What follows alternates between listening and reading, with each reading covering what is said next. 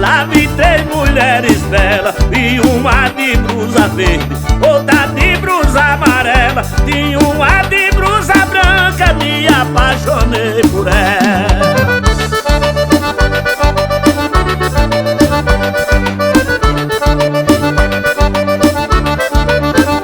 Logo perguntei a ela se era comprometida, ela aí me respondeu: sou livre e desimpedida, estou procurando um homem pra entrar na minha vida. Se você quiser agora, eu serei sua querida.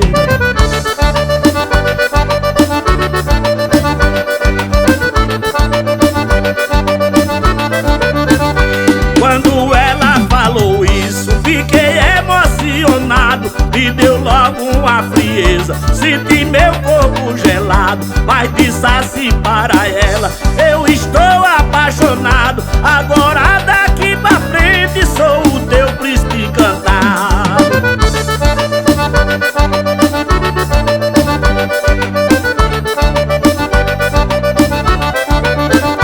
Aí ela levantou-se, comigo se abraçou, eu beijei a boca dela, ela também me beijou. Eu disse: você é linda, tem o perfume da flor. Dessa hora por diante começou o nosso amor.